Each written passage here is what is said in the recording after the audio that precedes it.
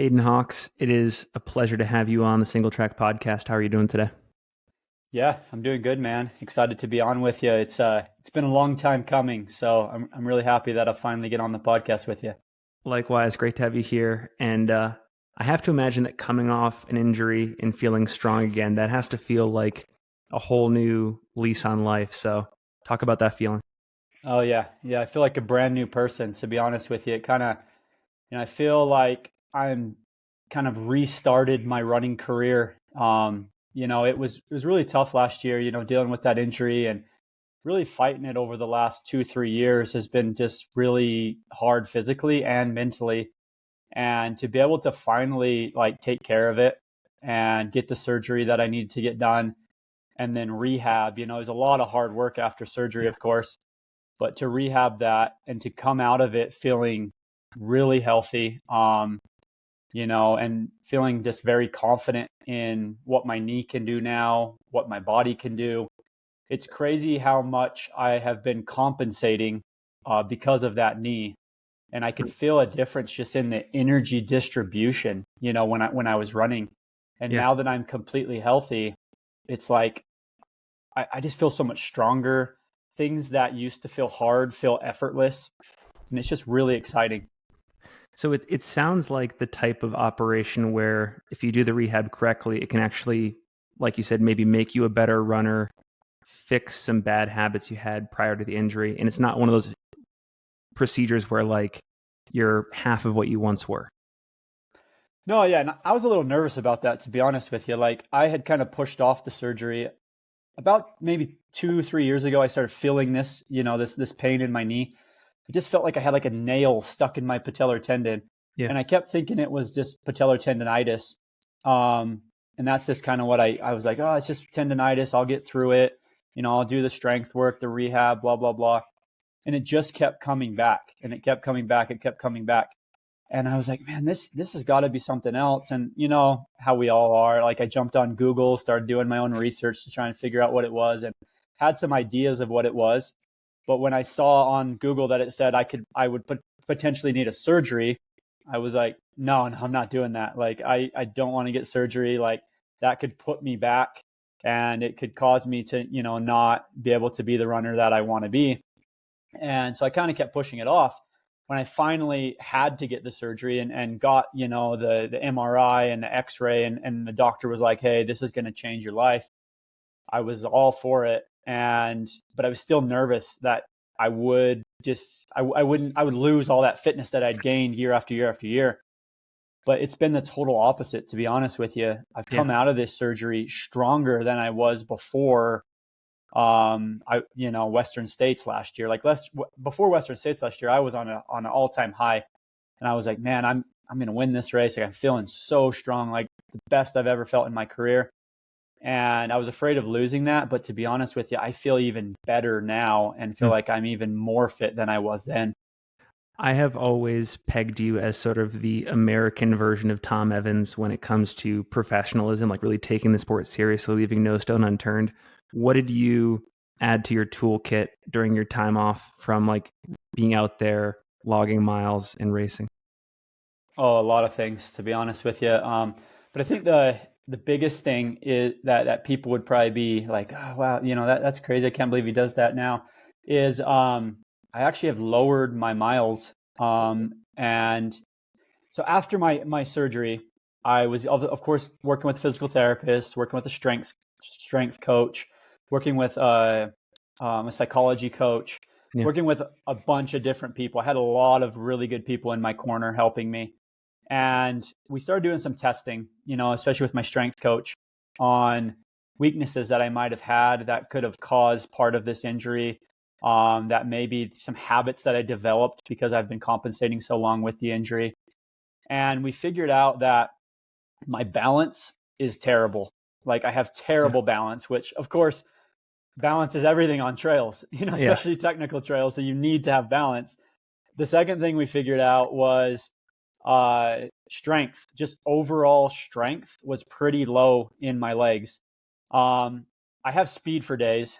I'm a pretty thin athlete who can just run forever. Yeah. But when it comes to just pure power and strength, I lacked in that department. And then the other things that I lacked is, over the years, my nutrition has given me a lot of issues. Another thing was just staying healthy, Yeah. and showing up to a starting line fresh, healthy, and be able to utilize the fitness that I'd gained during that block of training. So we kind of made this list of like, okay, these are your weaknesses. Now let's address all of these weaknesses and let's make those weaknesses strong. And so that's what I've been doing over the last, 9 months since my surgery, is just really focusing on making those weak things strong. And so what I did is I actually lowered my mileage a little bit. Yeah. I've only been doing 80 to 100-mile weeks for the most part. And I've done that on purpose because that allows me to have more time to do strength training. That allows me to have more time to do cross training, which is going to keep me healthier, which that addresses one of the issues that I've had. I've worked a lot with my sponsor, Precision Hydration, over this course of time to really dial in nutrition.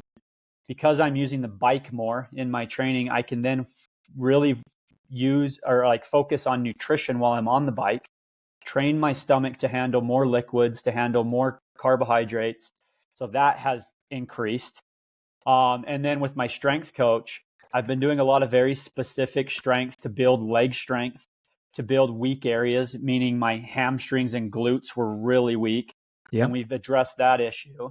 We've addressed a lot of the balance issue by doing a lot of balance strength training. And also the bike helps with that strength as well, because I can push on the bike and not feel as beat up as I would, pushing and running, and just really turning over and pushing on the bikes and hammering down on the pedals really builds a lot of leg strength. Yeah. And I've seen that. I've put on a little bit of muscle on my legs, but that's not a bad thing. That's a good thing for me.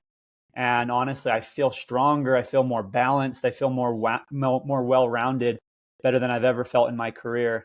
Like you said, it's leaving no stone unturned.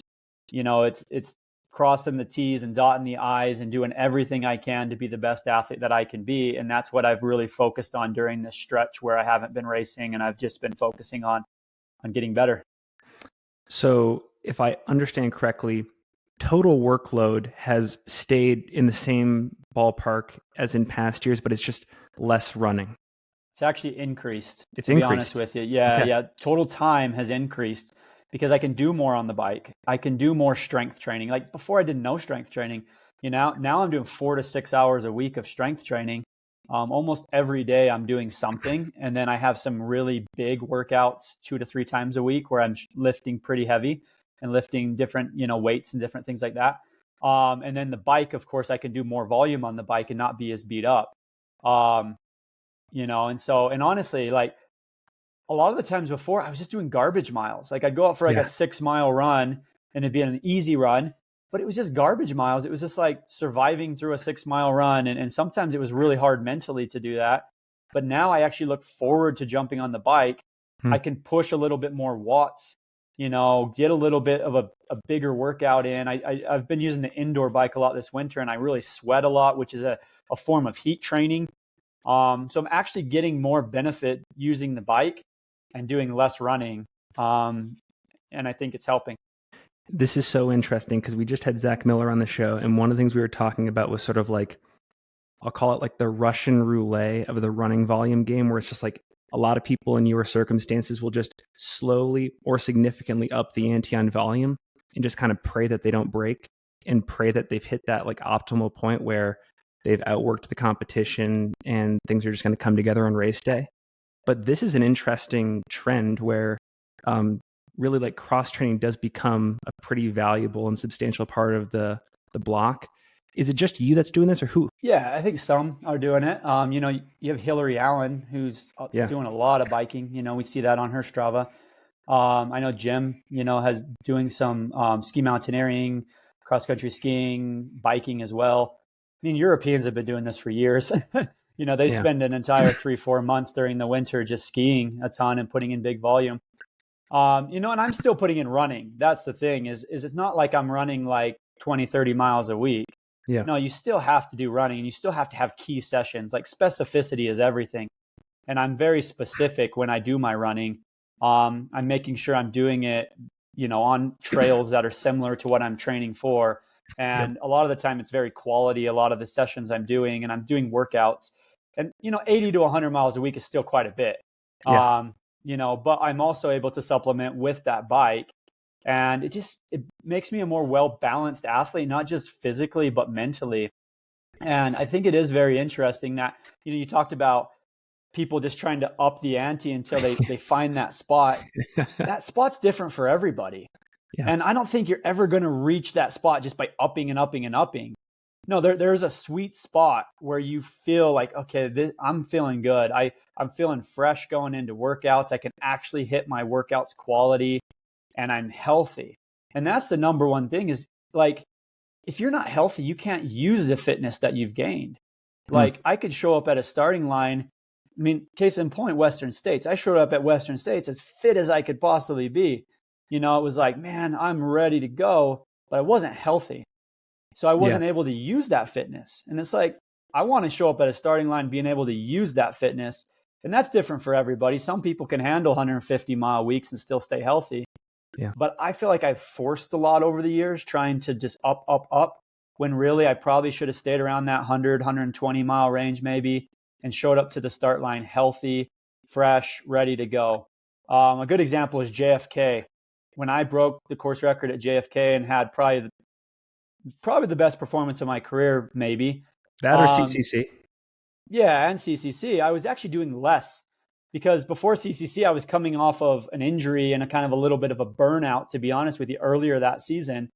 And I lowered my volume a bit, trying to freshen up a bit. And then all of a sudden, boom, came into CCC, had a great performance. JFK was the same thing. It was 2020, with COVID and everything going on. I was doing maybe a little less volume during the fall.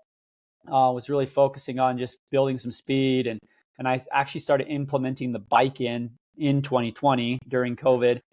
And all of a sudden I came out with that JFK performance. So it's like, I mean, the proof is in the pudding. I just got to see it, right? And I think maybe this injury woke me up and helped me see it.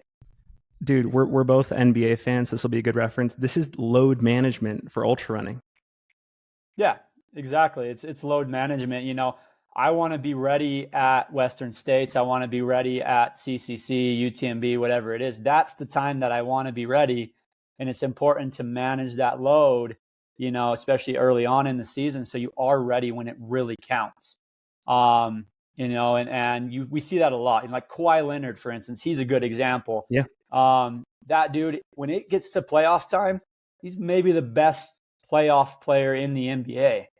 But he's always just like, he does what he needs to do during the season, and then he shows up in the playoffs, and he's just a different animal. And I would never want to face Kawhi Leonard in the playoffs because he just goes off.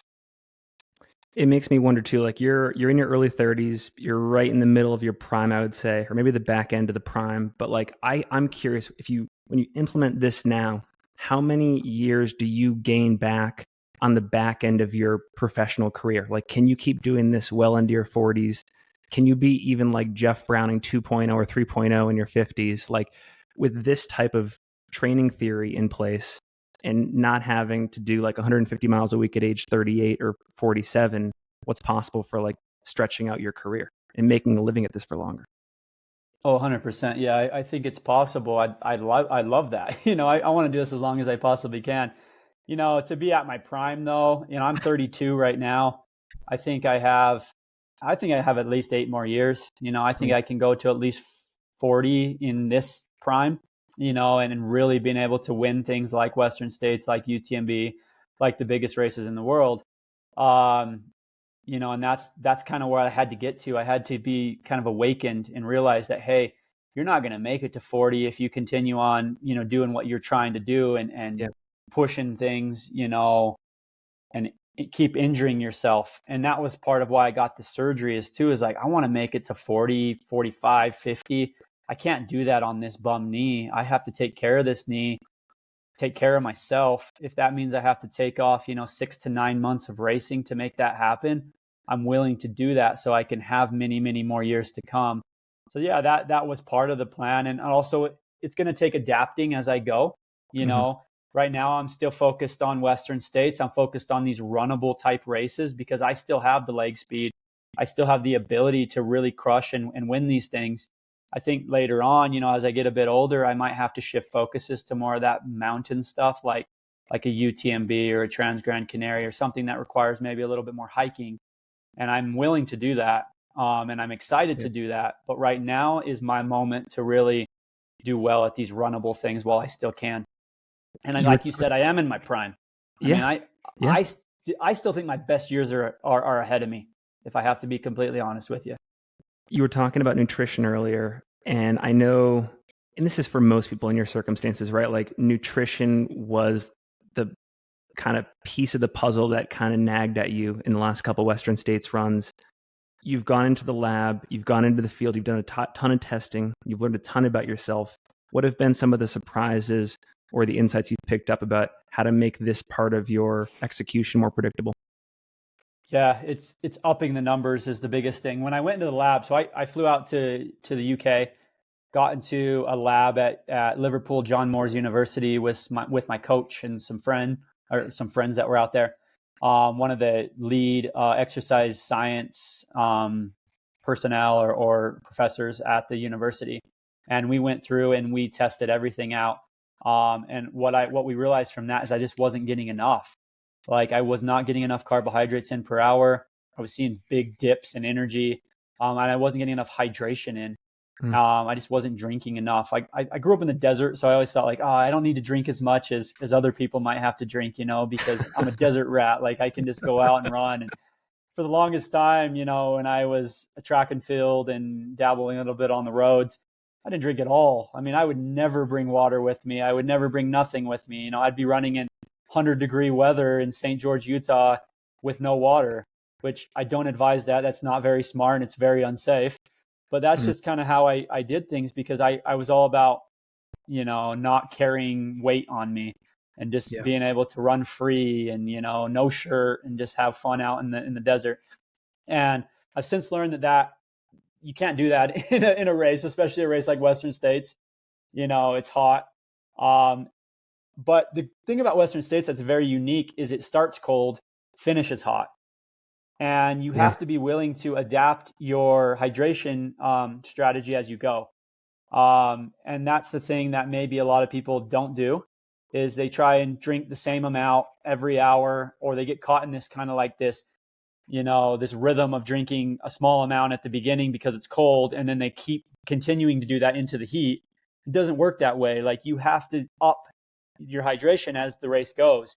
And so we did that in the chamber. They put me in a heat chamber. They put me in an altitude chamber. And we went through the entire course. And we just kind of like changed the heat and the altitude and everything to figure out exactly how my body was adapting to the hydration and the carbohydrates and everything. It was a pretty unique experience, running with a thermometer up your backside there. But that's what it takes, to really get that temperature down and figure out what your core temp was. And so I did all that. And then I've just been practicing it since then. And that's the thing is I got all the numbers. I figured out, hey, I need to up everything. But then it was practicing it in a real life environment and doing it, many times during the week. So every long run, I'm practicing race day nutrition. And then every workout, I'm practicing race day nutrition. So at least 3 to 4 days out of my week, I'm practicing my race day nutrition. I'm getting in 100 plus grams of carbohydrates per hour. And I'm drinking according to the temperature outside and what I need to be drinking. I'm carrying those bottles on me and I'm practicing with my crew and I'm doing all these things to really dial in that. And I feel like now I've trained my stomach and I've really gotten into a good swing of things with both fueling and hydration. How long did it take you to ramp to tolerate 100 grams of carbs per hour? Yeah. It's taken me probably at least a year to really train the stomach and the mind to be able to handle that. Like I said, it's weekly. I'm doing it weekly. The bike has helped a lot because you can eat a little bit more on the bike. So you can start training the stomach a little bit on the bike, and then you start implementing it into the runs, and then you start really ramping that up. One thing that's been really crucial is Precision has this new product called Flow Gel. And it's like this really kind of liquid gel where you can put 300 grams of carbs in one flask. And so I can take that flask and go out for a 3-hour run, and that's all I need to fuel with. And I'm getting 100 grams in per hour with this Flow Gel product, which has just been amazing. So yeah, it's just been really continuously doing it. When I first started my career, people are going to laugh when they hear this, but when I won CCC in 2017, I think I was only taking like 30, 40 grams of carbs in per hour, maybe. Gosh. I had no clue what I was doing. I was just like trying to throw whatever in. And I think we calculated at the end, and it was like, yeah, maybe 50 grams, maybe at the most on some hours. When I ran Western States, and took second in 2021. I think it was 2021. I was probably taking in 60 grams, maybe 70 grams. And my hydration was terrible. And I really felt it towards the end of the race. Like I wasn't able to sustain the effort that felt comfortable at the beginning because I wasn't fueling and I wasn't hydrating. And the body was just like, I got to a point where it's like, hey, I can't do this anymore. So now I'm at 100, and it's just, I have no stomach issues, no bathroom problems, no issues at all. And I'm able to sustain just a higher effort level and a faster pace for longer periods of time because I'm actually getting the proper fuel and the proper hydration that I need. And I think when it really dawned on me that I needed to do something like this was, I remember going on a run with Jim Walmsley actually in the Grand Canyon. I think it was maybe 2022, maybe. We were doing a loop there, and we were talking, and he asked me like, oh, so what like energy products are you taking? Like what are you fueling with? And I told him, and he was like, oh, wow, okay. I don't think you're getting enough. And I was like, well, how much are you getting? And he was like telling me that he's been getting close to 100 grams of carbs in per hour, if not more. And I was like, oh, that's my problem. Like, no wonder I'm getting dropped coming out of the canyon, like it's just like, it dawned on me right there. Is like, I need to work on this. This is a weakness. I need to get myself up to that 100 gram or maybe even a little bit more if I can. And I also am a big cycling fan. And so like following a lot of these cyclists and seeing them up their carbohydrate intake has really gotten me thinking that, hey, this is something you need to work on. This could be a huge game changer for you. This could be the difference between you holding on to first place or falling back to second place at Western States. Are you doing ketone shots at all? Are you on that train yet? I haven't tried them yet, but I was at Jeff Browning thing down at the St. George Running Center last week. Yeah. And they had a drawing, and I won some of the ketone IQ, a box of them. So I decided not to try it before Black Canyon, but after Black Canyon, I think I'll try some out.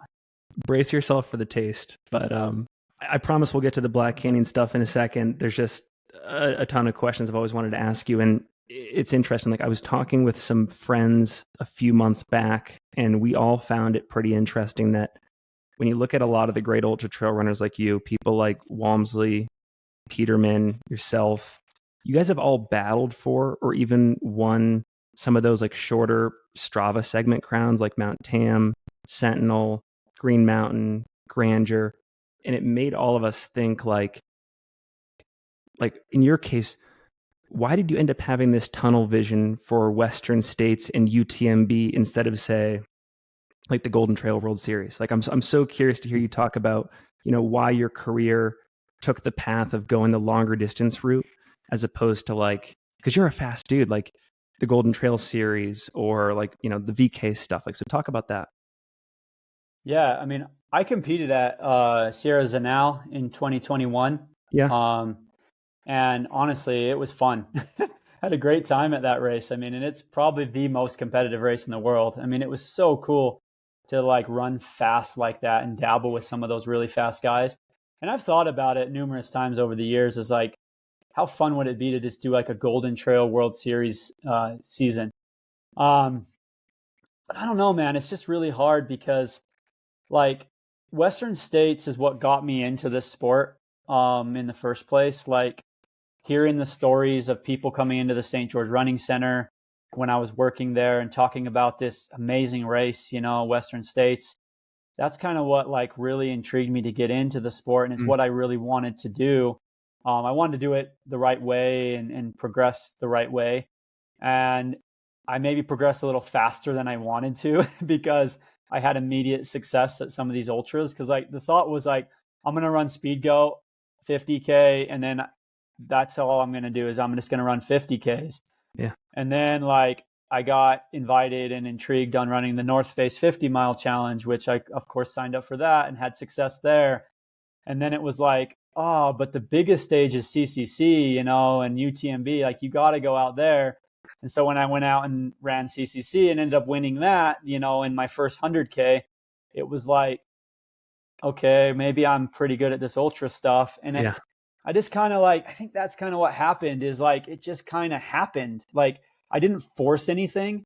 I just was like competitive, and I wanted to put myself in the most competitive races in the world. Yeah. And that's what, at the time, Speed Goat, North Face, and CCC, I mean, those were the most competitive in those respected distances. Yeah. And so that's what I did. And I had immediate success at all three of those. And then it was like, okay, well, what's next? Like Western States, let's go. Like maybe I'm more ready than I thought, for something like Western States. And then it was trying to get into that and trying to figure that out. But yeah, like, I don't know, man. It is very interesting because sometimes I look back and I'm like, man, I was pretty fast, like, and I still am pretty fast. And I feel like I could do well at the Golden Trail World Series. And I don't know, maybe one of these years I'll just, go from ultra to back down to that and try it out, see what I can do.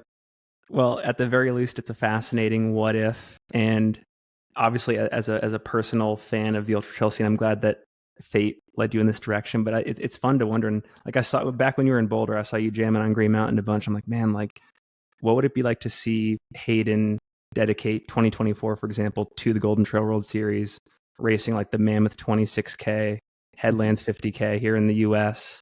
Like you said, Sears and all again, Zagama. It'd be amazing. Yeah, but that side of the sport's getting so fast too. And honestly, like you got a lot of young bucks coming in, and I mean, I don't know. Like sometimes I look at it and I'm like, do I really want to go drop back down and race these 23, 25-year-olds, specialists like Remy Bonnet? Like they're just crushing down there. And I think I do think I could hold my own, and I think I could do really well.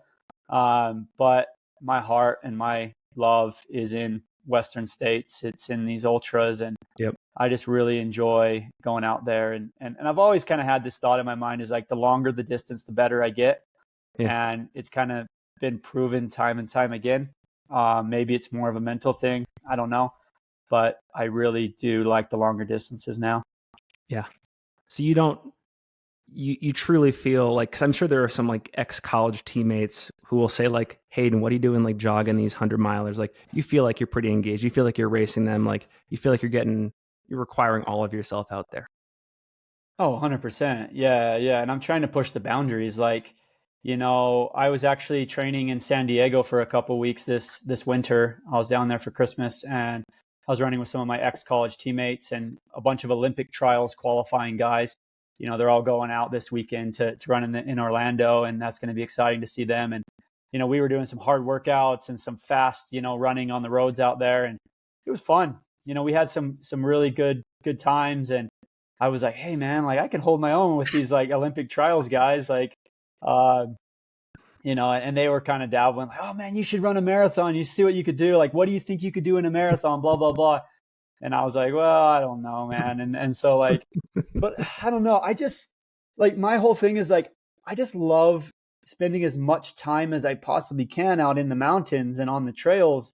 And like, my favorite workout is going out and doing like a 20, 30-mile run at like, 50K effort or 100K effort or whatever it is. And just really just getting into a zone and just grinding. Like I love that type of work. And so like, that's kind of where I feel like I thrive. And that's where I feel like my true love is in that type of work. And of course, you do a lot of that type of work with, doing these 100Ks and 100 milers and different things like that. Maybe one more question for Black Canyon stuff. And, we were just talking earlier about the merits of strategically training less from like a running standpoint. I want to go to the other side of the spectrum, talking about the merits of racing less versus racing more. And I feel like a lot of people in your position in the last couple of years have become more strategic about how they build their calendars, when they peak, what constitutes a B race or a training race, stuff like that. But then I look at what Courtney did last year, and I wonder, given that she just put together a string of 5, 6, 7 world-class performances in a row from January to December last year, does that make someone in your position think, could I be doing more from a racing standpoint? If I'm holding back in training a little bit more, could I put more into 4 or 5 big ultras in a given year versus, a late spring one, a late summer one? Yeah, I've thought about it. I mean, Courtney she finished her season at UTMB though, right? And then she didn't race after that, didn't she? That's true. Yeah, I guess it was it was like an 8-month stretch. But she went January to September. Yeah. And then she took a pretty good off season, September, October, November. She hasn't raced yet. And so, she did that 100K with her mom at Javelina, of course. But I think you need a proper off season. And I think Courtney did take a proper off season. And I think that's really important. It's something that I'm trying to incorporate into my racing strategy going forward. Because when I was younger, I just raced a ton. I was racing 10, 12 times a year. A lot of them were shorter distance races, but I was getting a lot of mediocre performances and then maybe hitting one out of the park every now and then. But I've decided now, I want to hit it out of the park every time. I want to be ready to win Western States. I don't want to just go there and be top 10. I want to podium. I want to win. Black Canyon, same way, CCC, same way. So now it's trying to figure out how to do that. And I've seen that, racing a little bit less helps me to get more fresh and healthy and be prepared on race day, not just physically but mentally as well. And I still think you can race 5, 6 times a year and do that. Yeah. But I think for me personally, some of those races need to be a little bit shorter and some of those can be a little bit longer. And finding a kind of a balance with that. One of my best seasons I ever had was actually 2020. And, I did what I could that year. And so I think I raced Black Canyon. I raced what was formerly known as Squaw Peak, now is Snow Peaks. Yeah. I raced Snow Peaks in June. I raced Speed Goat in July. And then I raced JFK in November. So I had 4 races that entire year. And I showed up and I had great performances at every single one of those races. And so I've kind of that's another thing I thought about with this knee surgery. I think, like you said, it brought me back to what really works for me and trying to figure out what really works for me and execute that going forward. And it was I raced 4 times that year, had 4 amazing performances. Maybe that's what I should do, and maybe I could throw in 1 or 2 smaller races in there. But this year, I'm planning on racing 6 races. 2 of those are short and more just B races, but 4 key races. And that's what I'm going to focus on. And then having a proper off season at the end of the year. And that's significant. By the way, 2020, that's another amazing what if the world didn't shut down shortly after Black Canyon, assuming you ran Western States, what would have unfolded there? And given the shape you just described that you were in, could have been a really interesting year. I don't know if you think about that a lot, but that's really interesting. The past is the past. I got to focus on the future now, right? So that's how I've always been, is just, learn from the past, but go forward and try and be your best going forward. I guess getting into Black Canyon, obviously you were there in 2020, won the race, ran 7:55. It's a great time. Coming back around this time, what have been the key sessions for you? When you look at the demands of this course, you think about the long downhill in the first 50K, rolling hills, punchy climbs. How are you trying to mimic that in training? Yeah, that's another thing I've really focused on, and something that my coach really stresses is specificity. specificity in everything. I listened to a podcast with Remy Bonnet, and Remy Bonnet talked about how he has lowered his volume just a bit, per year. And he has focused a lot on specificity with his training and making every training session, mean something. And that really got me thinking is like, I think I need to do the same thing. Like the times that I've done best in races is when I'm very specific, when I'm staying home, when I'm putting myself in a good training environment, and I'm trying to just, do everything that I can to prepare properly. Because I want to show up at a race prepared. And that's what I've done during this block of training is, luckily for me, I live in Southern Utah. We live at 6,000 feet here in Cedar City. But it's a short drive to St. George. It's 40 minute drive down to the desert there. And the trails down there are very similar to the Black Canyon trails, almost identical in some sections of trail. And so it's really easy for me to get on terrain that's very similar to the course. And so I've been going down to St. George at least 2 or 3 days a week. I do workouts on the trails. So I'll do tempo runs. I'll do intervals on the trails. Some of my workouts are on dirt roads or on the track every now and then. But I do try and get as specific as possible. A key session that I do that I posted about actually on Instagram the other day was 3 by 12 minute continuous hills. And what this is it's 1 minute up, 1 minute down. You do that at lactate threshold. Okay. And you do that for 12 straight minutes. So 1 minute up, 1 minute down, 6 times in essence to get to 12 minutes. Keeping the effort sustained at the same level the entire time. And what this mimics is like the punchy climbs that you talked about that I'm gonna face at something like Black Canyon. Black Canyon has a lot of little punchy climbs where it's just like 1 minute climb followed by a quick down and then a back up to another 1 minute climb. And you have to prepare the legs to be able to handle that. And you have to be able to sustain the same effort level throughout that and not fatigue out. Yeah. So I've been doing this workout quite a bit to mimic that. I've been doing it on trail and also on dirt roads because that's what I'll face at Black Canyon is both. Doing it on rocky trails because people don't realize that Black Canyon is actually pretty rocky. Yeah. It's choppy, man. It is not just smooth going the entire time. And there's so many turns. Like it's a mountain bike trail. There's a lot of people that do mountain bike on it, and it has a lot of little switchbacks and turns and rocky sections. And you have to be prepared for that because it beats your feet up and it beats your legs up. And so a lot of the sessions and workouts I've been doing are to mimic that. And then also I did a little training camp. Yeah. So I went down 4 weeks before the race and I got on the course for 4 days and did some key sessions on the course. I ran the first 60K with my crew that's actually going to be crewing me at aid station at Black Canyon this year. So we did like a dress rehearsal where we went through the entire first 60K of the course and went in and out of the aid stations the best we could and figured out what we need to do and what works and what doesn't work. And then and I ran that effort at a little faster than course record pace.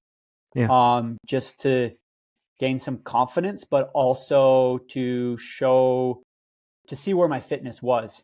And now after doing that session and then all the work that I've done this block, I know that I'm what I'm capable of. And it gives me a lot of confidence and I'm pretty excited going into the race.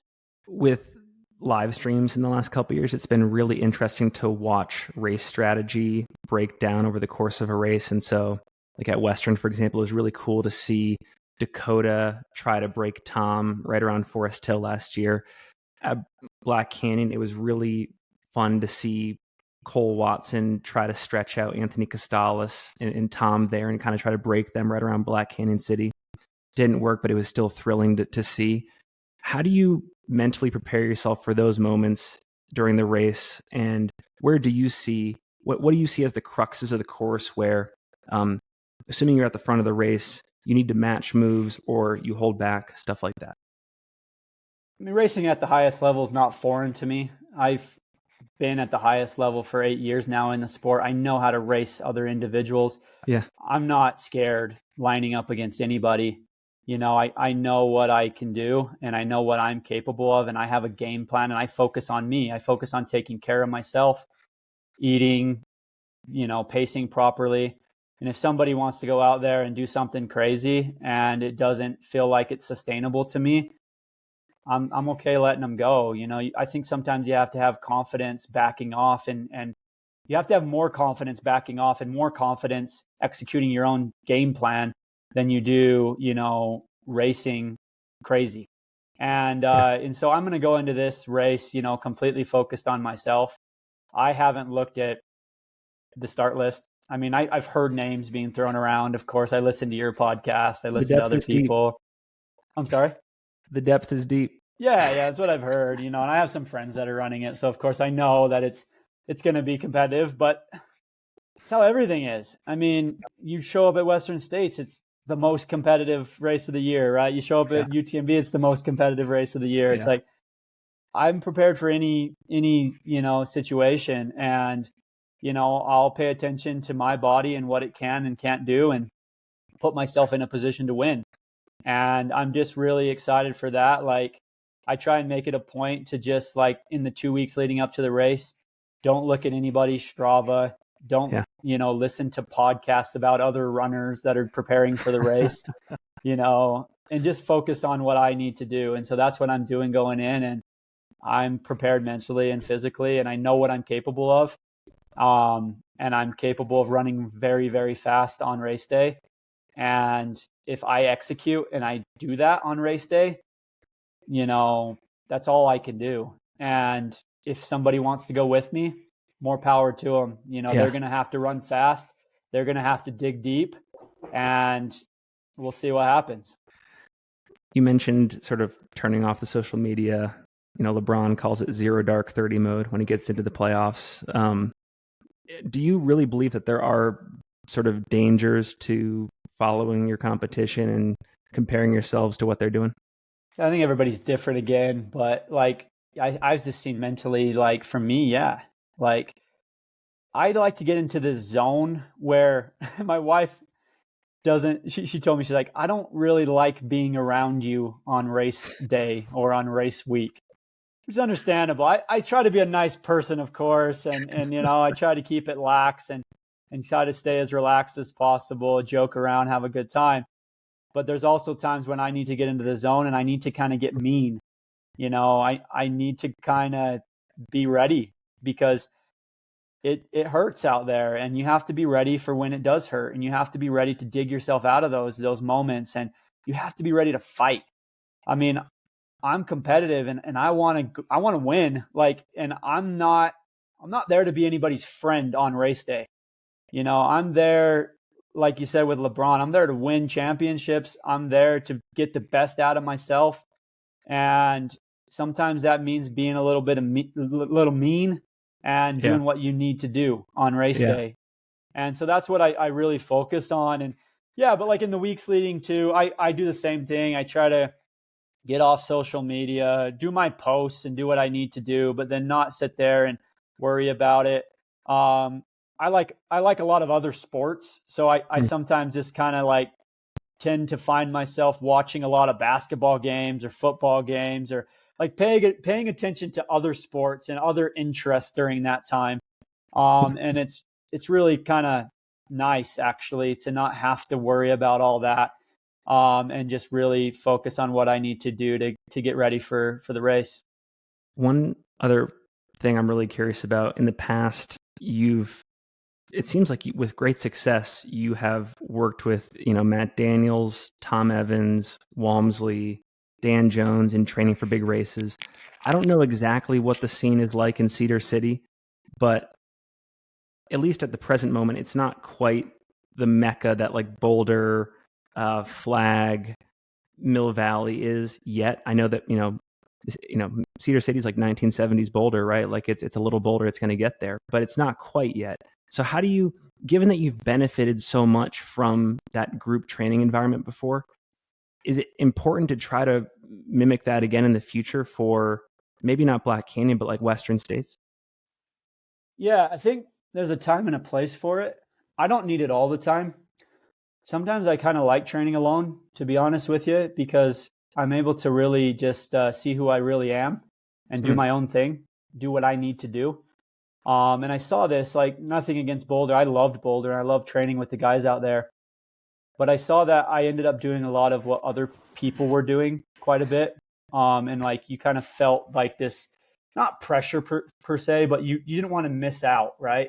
So you'd be, I'm going to change my workout a little bit today so I can go run with somebody else, or I'm going to go, like, add on a little bit of miles to my long run so I can go run with some people. And there's a time and a place for that. And I think there's times when that's okay.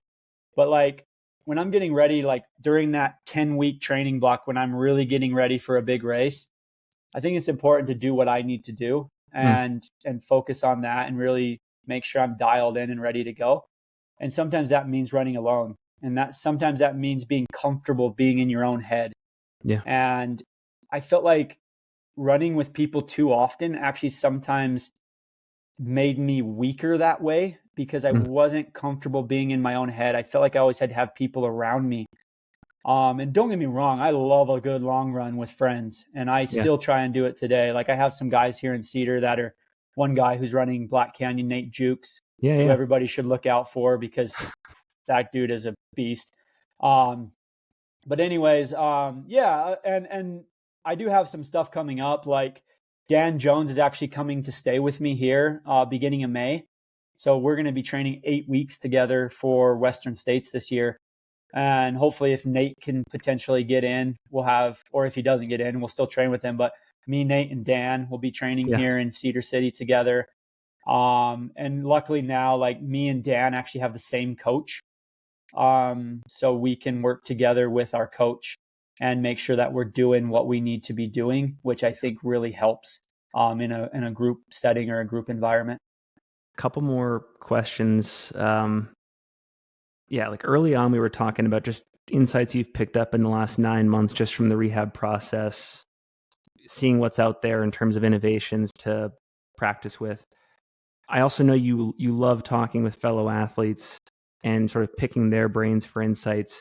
Have there been any memorable conversations you've had lately on that front, or even if it's just something you've read or listened to, if it's about nutrition or training theory, anything else, has anything socially piqued your interest? Yeah, I guess those Jim Walmsley prototypes that he was wearing at UTMB, those really piqued my interest, and I got my hands on a couple pairs of them. So I'll be wearing a pair of those at Black Canyon. Okay. Really awesome shoe. I mean, it's the closest thing to a super shoe that I've found for the trails. It's pretty nice. I've been doing a lot of some good training sessions in it during this block, making sure I'm prepared for it. And I'll be racing in it. And then, so yeah, that's been an awesome shoe that Hoka has came out with. And I'm constantly working with the team at Hoka. Yeah. I'm actually on the testing team that tests out all the new prototypes. I've been testing out the new Tecton X3, which the shoe I have from Jim is a similar type of shoe to the Tecton X3 with a little bit of changes. But that's going to be an awesome shoe, and people should really be excited about that one. I work really close with the Precision Hydration team, and I'm always constantly bouncing ideas off of them. Trying to figure out ways to just be more efficient with my fueling and get more carbs in and be more efficient at aid stations. And actually, they're actually bringing out a team to Black Canyon to help with some of the athletes out there. Me, Eric LaPuma, and some of the others. They're actually going to be crewing me at Western States, at CCC. So they're really invested in me as an athlete, which is awesome. And they're constantly helping me. We jump on calls before every race to kind of go over my nutrition plan and get it all sorted out, which is awesome to have a team like that. Just an excellent company that's always innovating and trying to find ways to up the nutrition game. So yeah, I've been focusing a lot, I guess, with those two things. I guess those are probably the newest and, latest, greatest things that I've been doing.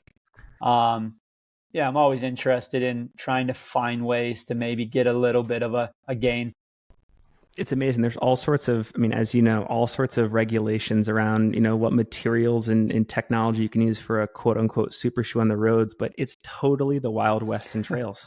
They can experiment with whatever they want. Yeah, it's kind of. probably going to have to change, to be honest with you. And I think as the sport grows and whatnot, it'll probably change a bit. Um, we'll probably see that. But I mean, because like nothing against, Tom Evans and what he did at Western States, but he was wearing a shoe that nobody else had, their hands on. Yeah. Jim, same thing at UTMB. He was wearing a shoe that Yeah. nobody else could get. It's definitely a competitive advantage, and especially for those that are sponsored by these big companies like Hoka and Adidas, they definitely have, the upper hand in this situation. But yeah, until that changes, I'm definitely going to take advantage of it and do the best I can, and to try and run the fastest I can and have incredible performances.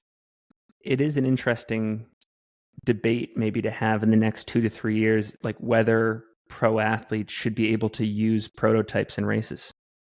Yeah, it would be very interesting. I think, there's, like we've talked about, with all the changes going on with, the different series that we have out there and everything else, with the Pro Trail Runner Association. I'm sure stuff like this will get brought up, and there'll have to be conversations about it. And I think that's what's exciting about the sport right now, though, is all these little things going on. Like, I always thought it would be so cool to be in the age when the NBA started, or the NFL started, and you were kind of the pioneers to kind of get this thing rolling, and then to look back on it, and see what it's become. You're like, wow, man, like I helped start that. I was a Yeah. pioneer to help get these things rolling. And yeah, it's never going to be perfect right off the bat. And I think people got to realize that there's always going to be learnings and growing pains that every series or every company's going to have to go through. The NBA or the NFL wasn't perfect right off the bat, and they're still not Yeah. perfect. They Yeah. have players unions that are still discussing these things with the NBA to try and make the game better. And I think we're starting to see that, in our sport, and it's actually a really cool thing. And I think people should be excited about that rather than upset about what's going on in the sport. It's like progress is a good thing, and I think the sport is progressing right now, and it's pretty cool. It reminds me, well, a couple of things. First, yeah, like in a historical context, is ultra trail running in like the Bill Russell, Jerry West era? Is it in the Magic and Larry Bird era? Like I was just rewatching the Michael Jordan 10-part docuseries, which is excellent. If anyone needs inspiration, just go watch that and then go, run through a door in inspiration. But like he inherits that Chicago Bulls team in like 1984, and the entire team is just so undisciplined. They're finishing games, and the first thing they do is smoke like a pack of cigarettes and get wasted. And like the league is just at a totally inferior level compared to where it was going to be 5 or 10 years from his inception point into the league. So yeah, there's a lot to look forward to on the horizon in our sport, and stoked that you're helping lead the charge. Yeah, I was watching a Reggie Jackson documentary where they was talking about how when Reggie was playing for the Oakland A's back in the day, Yeah. He was making like 20-30,000 a year, maybe.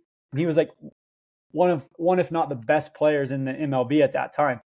And then the Yankees came in and he signed the first $1 million contract, with the Yankees. And it was like this huge thing going from like 20-30,000 a year to $1 million. It was this big jump, right? And like, it was just pretty interesting to see all that. And it was kind of the same thing going on right now in trail running. There was all these arguments. People were just like bashing on this, bashing on that. Like, how are the Yankees able to do this? Blah, blah, blah.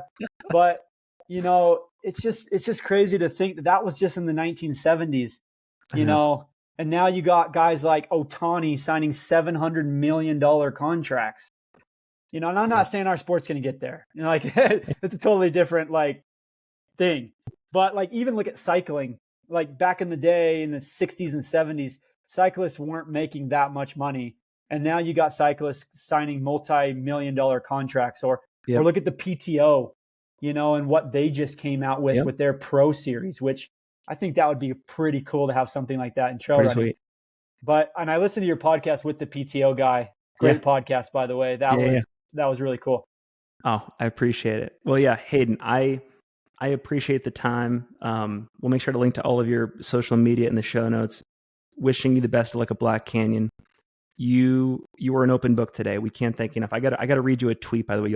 You'll find this funny, because the Olympic marathon trials are happening tomorrow, and I follow the Hanson's Distance Project account on Twitter, and the person who runs it wrote, quote, "There are 4 categories to consider when elite runners say, quote unquote, training is going well. 1, they're telling the truth. 2, they're trying to keep the competition in the dark. 3, they're trying to convince themselves. Or 4, they're trying to keep their sponsors happy." I felt like you told the truth. And yeah, I appreciate you. So thank you so much. Yeah, thanks, man. And it is the truth. I be ready for Black Canyon because it's going to be a fun show. And I think everybody's going to want to tune into that one and watch it because we're going to have a good time out there on the trails.